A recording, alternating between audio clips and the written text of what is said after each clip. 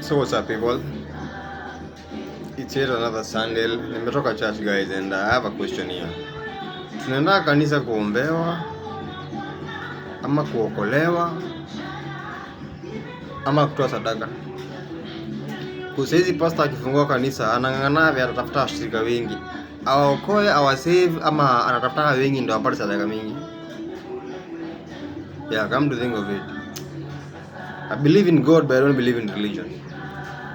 History of church scam, it's all about helping someone's business or helping someone achieve goal yake, but nobody is going to save you in churches. Cause how comes umesomoa Bible tangu kuwa mdogo hadi saizi uko almost 30 something ama 40 something years na hujaelewa kwenye Bible inasema?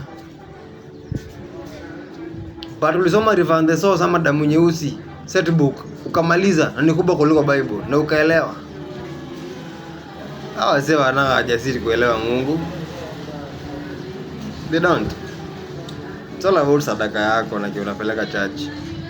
It's all about the congregation. They don't want the congregation because wanataka tu waokoe watu. They want people because do you know how me believe people in church they are so fake.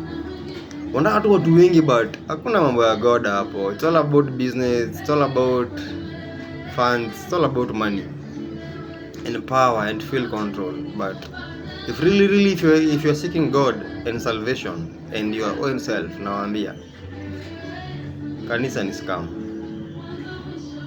Walai. Mimi washa nasamisha nikatoa sadaka. Najua nafaa kutoa sadaka. Kwani lazima uniambie nikatoe? We, sio wana kazi, wana haja ya mtu, because if they want to save your soul, I believe saving, nakwambia kuliko utoe sadaka afadhali uende tu upe bega hiyo 100 ende akule kuliko upeleke hiyo pesa kanisa. Wewe unasaidia mtoto mtu akasomea majuu na wewe unakula shida tu hapa. Ni sadaka unatoa. Brother.